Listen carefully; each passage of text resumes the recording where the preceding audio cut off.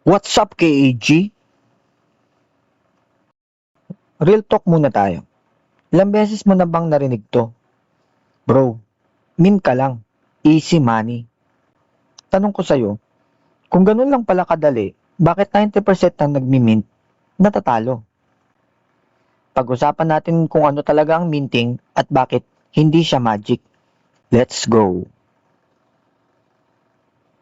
Kung bago ka sa NFT, malamang iniisip mo, pag nag-mint ka, may NFT ka na kagad. Tapos boom! Profit. Pero dito na pumapasok ang problema. Kasi mali ang expectation. At kapag mali ang expectation mo, kahit anong gawin mo, talo ka. So ngayon, i-breakdown natin to sa pinakasimpleng paraan. Walang hype, walang sales talk, real talk lang. Ano ba talaga ang minting? Ganito, isipin mo. Ang minting ay parang pag-imprenta ng resibo.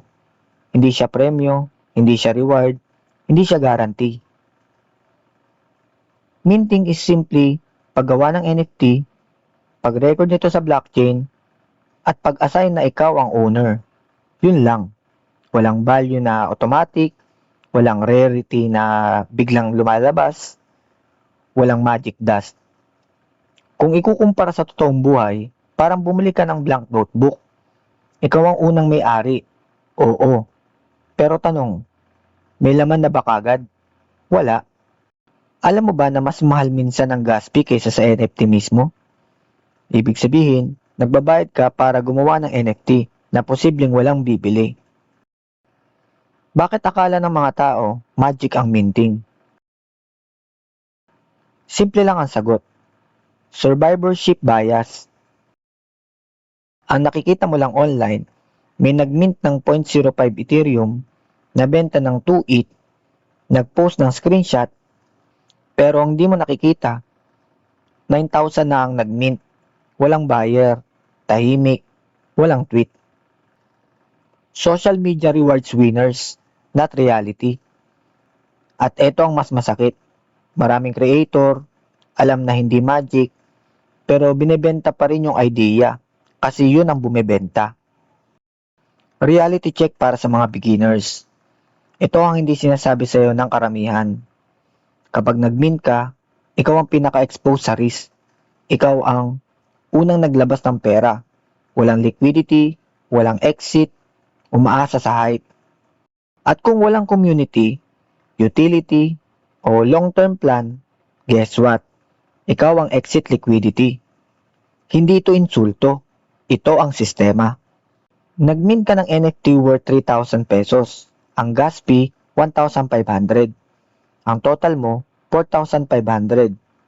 Eto tanong, may bibili kaya kagad? Wala. Ang kailangan mo, buyer na mas optimistic kesa sayo. Willing magbayad ng mas mahal. So tanong ulit, bakit siya bibili? Kung wala kang sagot dyan, huwag ka munang mag-mint.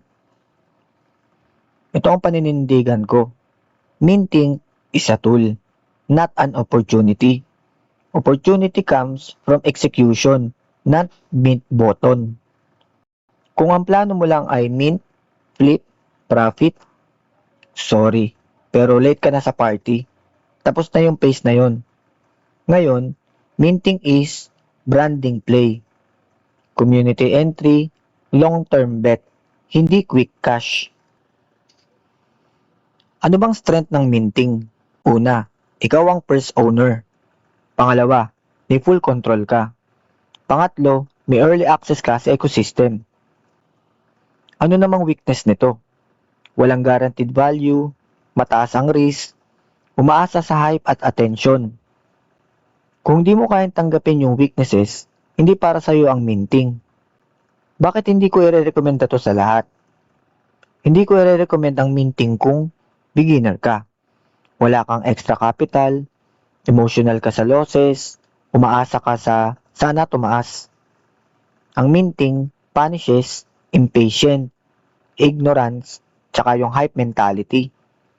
At ang nare-rewardan, yung mga nag-research, may timing, at tsaka patience. Susunod natin na topic, pag-uusapan natin kung kailan ka dapat mag-mint at kailan dapat umiwas kahit hype. Pero dito muna tayo. So tandaan mo to. Minting is not magic. Hindi siya shortcut. Hindi siya guarantee. Isa lang siyang simula. At kung mali ang simula mo, kahit gaano ka pa katagal, mali pa rin ang ending. Kung may natutunan ka, good. Kung nasaktan ka, very good. Kasi ibig sabihin, nagising ka. Game on!